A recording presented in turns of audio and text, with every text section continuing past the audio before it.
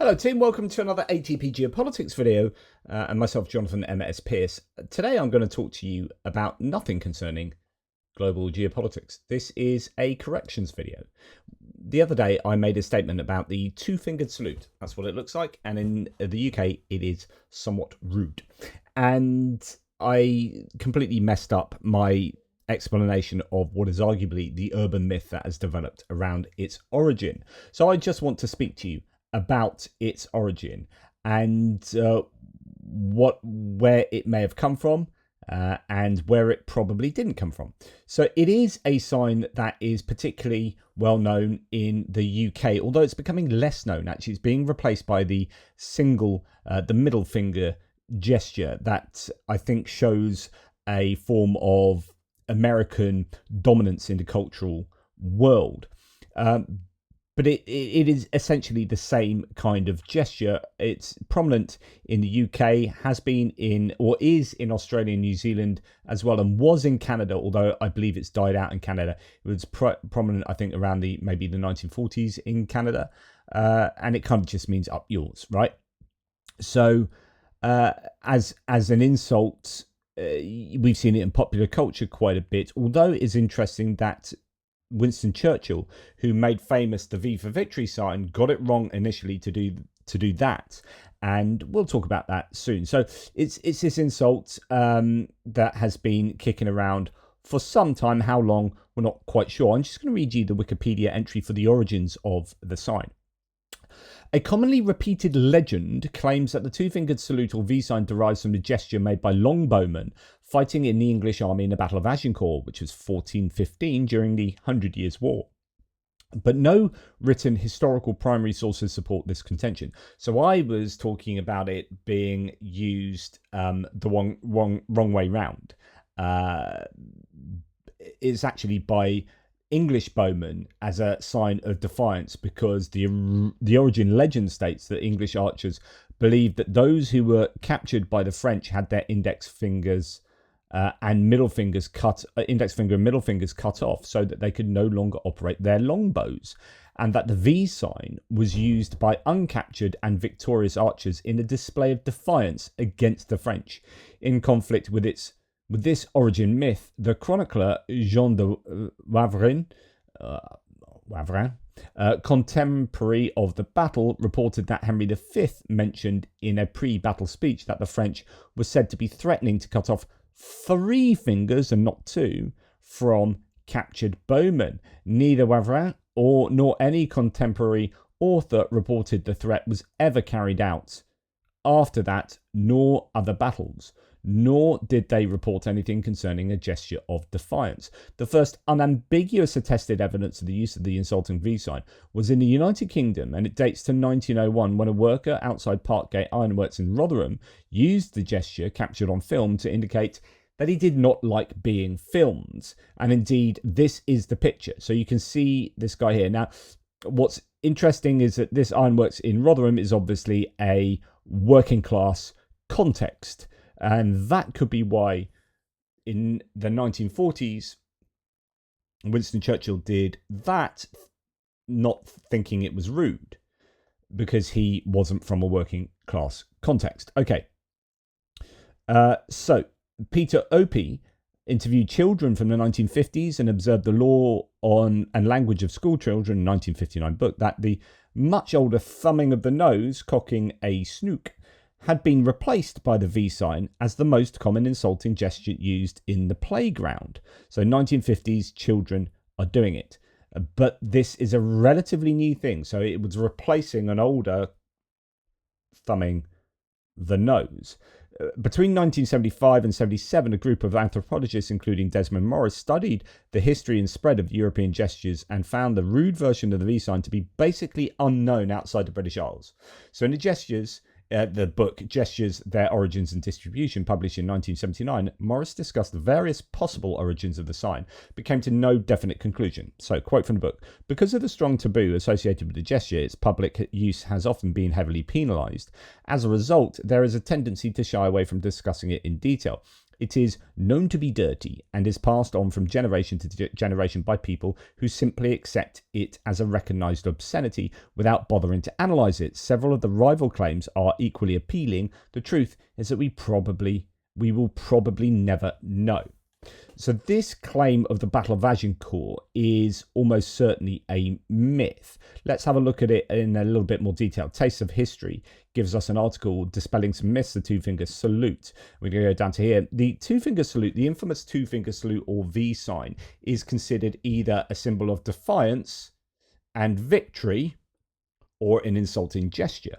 Most famously in Britain, at least, the V sign was adopted by Winston Churchill during and throughout World War II, but as can be seen on the left below, so there it is, where he is using it in what could be considered a rude manner, but doesn't seem to realise, and here again, there, kind of getting it wrong. It can be seen in the below left. In 1942, he was photographed using the insulting form. Perhaps he did that deliberately, or perhaps as depicted in one scene in the 2017 film Darkest Hour, he unknowingly made a mistake until it was pointed out that the first version was considered rude. Regardless, Churchill was soon to make the V for victory sign a morale-boosting and iconic symbol of defiance. So that's what it then became. I'm just going to bring another article here written by, it's a blog actually, called Beachcombing's Bizarre History Blog, Origins of the Two-Finger Insult. So it goes and looks at the same sort of detail that we're looking at. But there's an anecdote that's lower down, and I think this is someone that sent it in, and all these are additions to the original article that was sent in by readers. Someone talking about, and it might be actually the author talking about this, Beachcombing, talking about how he came from more of a upper middle class background, private school, blah blah blah, and was driving up north, and this would be back in probably, I don't know, maybe the 50s or something, and getting into an altercation with a local, obviously working class man, and I don't think his father understood what this was. The anecdote being that there seemed to be a class divide in the UK, or as to the knowledge of this sign. So you can go back and see these people in working class Rotherham in 1901, and then an experience with this guy and his more upper class family traveling around the north, and the father not knowing what this sign was, and then Winston Churchill doing that, not really understanding that it's insulting, and then changing it to that. There could be a class divide there. So the same gesture was mentioned in a previous post concerning the origin of the phrase by hook or by crook, when considering the imposition of forest laws by Norman and later kings. One of the penalties for hunting with a bow in England's royal forests is said to have been the severing of the first two fingers of the right hand, so the poacher could no longer draw his bow. This is probably an apocryphal story, however, in much the same way that the two-fingered salute or V sign reputedly originated from a gesture made by English bowmen fighting in the Battle of Agincourt, 25th of October 1415. The two are seemingly linked, as the latter urban myth follows similar logic in that it claims English archers captured by the French had their index and middle fingers cut off so that they could no longer draw their bows. The insinuation is that the two-fingered V sign was used as both an insult and a display of defiance towards the French. But there are a couple of problems with this tale. Firstly, why go to the bother of only removing a couple of fingers when it would be faster and more effective to cut off the hand or kill the captured archer? Not that the killing of prisoners was condoned by the rules of war, but a prisoner's chances of survival after capture were not always great. Still, losing 2 or 3 fingers would not necessarily render the man ineffective. Even disabled in this manner, they might still be useful in battle, perhaps wielding a different weapon like a spear, or employed in logistics roles. It is equally unlikely that archers were earmarked for special treatment, since most were low-born commoners with no real value to the French. They simply did not merit ransoming, so taking them prisoner would be literally worthless. I mean, the only reason you take a prisoner is so that you could exchange them back for some kind of reward, and if they're kind of low-born Welsh peasants or whatever they were, then you might not. I always learned at school that you had these Welsh peasants at the side, sorry to use language that might be seen as derogatory, at the sides of the battle, that when the English archers would fire their arrows and they would take down the charging French cavalry, they would then collapse, their horses might get hit, they would collapse, and then because they're in heavy armor, they couldn't really move, maybe they'd have a leg trapped under a horse, and then the Welshman would run out with a knife and then stab them through like the gaps in the armor and whatnot, and kill them, and then run off. So he had them running onto the battlefield and running off. Could well be an urban myth as well, I don't know. Secondly, and most importantly, there are no written historical primary sources supporting the claim. The contemporary 15th century chronicler Jean de Wavrin, or Jehan de Wavrin, did report King Henry V's pre-battle speech, in which he told his assembled men, quote, how the French were boasting that they would cut off 3 fingers of the right hand of all the archers that should be taken prisoners, to the end that neither man nor horse should ever again be killed with their arrows. Note that the threat was to sever 3 fingers and not 2, which does make the connection to the later V sign somewhat dubious, yet Wavrin was present at the battle, albeit on the French side, so the chances he heard the accurately recorded the speech himself is equally debatable. Although a valuable source, albeit writing more than 20 years after the battle, Wavrin most likely invented Henry's words to appease readers familiar with such constructs from earlier classical authors. Most importantly, he and those others present, such as heralds whose job it was to record the battle, do not report anyone sticking 1, 2, or 3 fingers in the air, nor do Wavrin or any other contemporary author report that the threat was ever carried out after Agincourt or any other battle. Furthermore, the surviving sources from the 100 Years' War period are surprisingly silent concerning a gesture of defiance. So in other words, there's just no evidence for it. Now, this is an argument from silence. Just because you don't have evidence for it doesn't mean it didn't exist. But, you know, you really would be more justified in believing that this was the origin story if there was at least some positive evidence for it rather than just hearsay. It's also worth noting Thucydides, the Greek historian, was famous for, I've written a lot about this with regard to speech in the Bible, right? It's like, you've got very old document that reports loads of speech. Who was walking around at the time with a slate and a chisel going, hang on, say that again, I didn't quite hear you. Can you repeat that? I just got to chip out what you said. So any speech in old books is highly dubious. In fact, Thucydides talks about this by saying, and I'm paraphrasing here, it's like, basically, I included the speech, I wasn't there, this is what I imagine was said. And so he would talk actually in a kind of historiographical context that he wasn't sure what was said, but this is his best guess. And of course, that casts an awful lot of historical doubt over the veracity and the accuracy of speech in history books. And indeed, I don't think speech in history is reliably recorded until much, I mean, we're talking about the last 150 years, really. Like super accurately, and maybe 19th century as well to some degree, as as we became better at writing, quicker at writing, and then we could record speech or using devices and whatnot. Okay, so to move on a little bit, Desmond Morris, as we heard already, identified the earliest record of the V sign as an insult in the 16th century writings of Francois Rabelais. In his Gargantua and Pantagruel series of books appears a character Panurge, an exceedingly crafty knave, libertine and coward, who is described as carrying on a gestural duel. Rabelais writes that after making an explicit copulation sign, Panurge then, quote, stretched out the forefinger and middle finger or medical of his right hand, holding them asunder as much as he could and thrusting them towards Talmast. So that's a written version of the V sign. Clearly something like the V sign was known in the 1550s, and it is interesting that Rabelais has an Englishman making the gesture.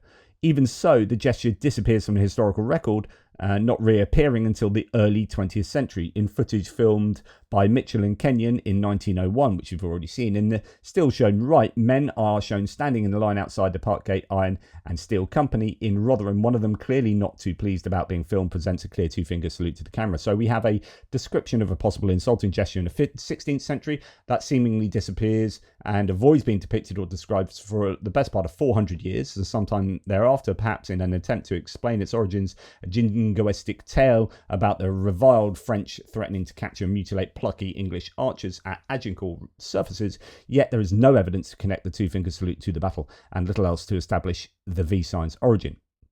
It's likely to be plebeian, like, a working class thing, and certainly is far more modern in a wide-scale usage than we might have imagined if it did come from the 1400s. There's a Forces News article on this saying that, some historians do actually believe it is true and that it is included in certain books, but it's been disputed by others. And actually, it talks about the single finger, flipping the bird, as also having an origin story at the Battle of Agincourt, but that is definitely not true. So if you do hear that, and I think that prevails actually in the US more than in the UK. So the origin of the single finger salute, if you like, flipping the bird, goes back to ancient Greek and Roman times. It represents a phallus, possibly a phallus and the testes, with the two knuckles on either side representing the testes. And yeah, that's that. So it's definitely not from the Battle of Agincourt, although there is a version of the same story for the single finger one, and there's also a pun concerned with it saying pluck you, because the bows were made out of yew, and if you had that cut off you couldn't pluck the yew, so it's like pluck you guys, which sounds a lot like fu, but that's not, it's just not true. And it says here, the Wikipedia page on the V sign mentions Wilton's book in its origins section, though also refers to a medieval document in which an English archer is depicted possibly making the gesture. So this picture is, well, first of all, it says the image it refers to is held by the British Library, whom the Forces Network contacted for more information. They agreed with us that, in fact, it isn't clear if the archer is holding up two fingers or pointing at a butt, which is not what you think it might be. It's a kind of mound that's with targets attached to it and used for practice by archers in medieval England. So this is the very old medieval picture of an archer either indicating or swearing at a big butt with a target on it. And it's very unclear whether, that really doesn't look like something you'd do like that. And in fact, very often it's like this. You can sometimes you would associate kind of a thrusting motion with it. But anyway, there you go. I don't think that is evidence for its usage at that time. So given the presence of the butt, it seems more likely to have been intended as an illustration of the latter, and the British Library's assessment was that there isn't enough evidence to conclude there is a link between Agincourt and today's offensive gesture. There is another image, though. It's the Macclesfield Psalter. So the Macclesfield Psalter is this very old collection of psalms that's illustrated beautifully, and it dates from quite a long time ago, 1330 to 1340, and it's this image here that you see.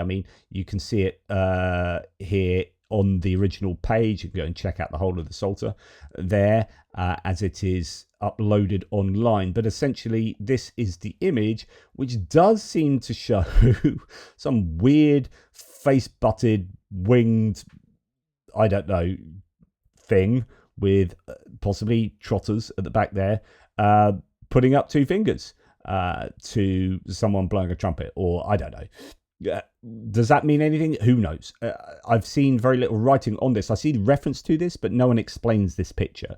So if you have any information, if you want to do some sleuthing online, go and check out who can explain this illustration from a very old Psalter there, the Macclesfield Psalter. Predates Battle of Agincourt, but does it depict a two-finger salute or something completely separate?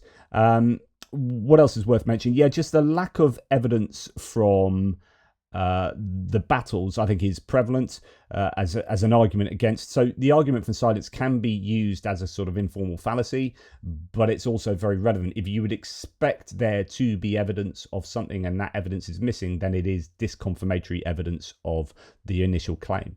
What I mean is that if I said to you, if I got back off holiday and Doris next door said, "Oh, there was an earthquake of 7.5 on a Richter scale yesterday. You just missed it," I'd be like, "Oh, that's mental." And then I walk around town and there's no evidence of it whatsoever. No broken windows, no cracks in the pavement. There's no rubbleized buildings at all. I go and speak to people and no one knows anything about this. So the lack of evidence there. So you often hear the maxim, absence of evidence is not evidence of absence. In other words, if you don't have any data, any evidence to support the claim, it doesn't mean the claim didn't happen. It can be used appropriately, but is more often than not inappropriately used. And actually, when you would expect there to be data and the data is missing, that is itself evidence against the initial claim of something happening. So if I walk around town, don't see any evidence, there's no broken windows, nothing, no one knows anything about it, then actually I'm more justified in believing that Doris is talking rubbish. So I go to Doris and say, look, there's no evidence of this. Therefore, all of that data I've collected, which is actually a lack of evidence, disconfirms your claim, because I should absolutely expect there to be evidence out there. And if there's no evidence where I would absolutely expect it to be, then I'm more justified in disbelieving you. So just in that,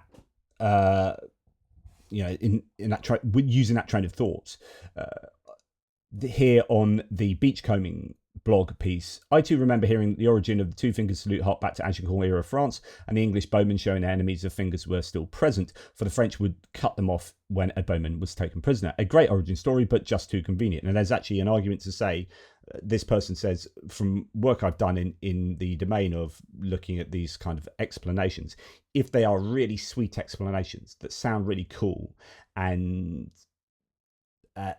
just fit perfectly, then they're invariably not true. It's just too good to be true, more often than not. Anyway, just too convenient. The point about the gesture in the 18th and 19th century is interesting. Obviously, by then, bowmen were obsolete. However, if the gesture was at that time recognised as an insult, it is surprising that it does not appear in any accounts of the battles of the era. For instance, if it was known at the time, I can imagine English soldiers giving it to the Scots at the Battle of Culloden, British sailors making the gesture to their French and Spanish opponents at the Battle of Trafalgar, or the 24th foot waving it to the Zulus at Rorke's Drift. Yet I have not come across any account where it is mentioned, and I cannot believe that it would be down to British reserve and embarrassment that it is absent, for there are accounts by ordinary soldiers as well as officers, yet nary a mention I have come across suggesting that the gesture could be quite modern, although not someone. So it's a modern gesture that's now being replaced by the single finger in the UK to a large degree. It is almost certainly not something that has prevailed, at least in any major way, over that time period. There's just not enough evidence for it, even though we might have a couple of old images. It does seem like a bit of a just so story. Anyway, just thought I'd give you a bit of something else to think about today, rather than the wars in Ukraine and elsewhere around the world. I'm harking back to wars in medieval periods and the potential for an explanation for the two-finger salute. Take care, and I'll speak to you soon.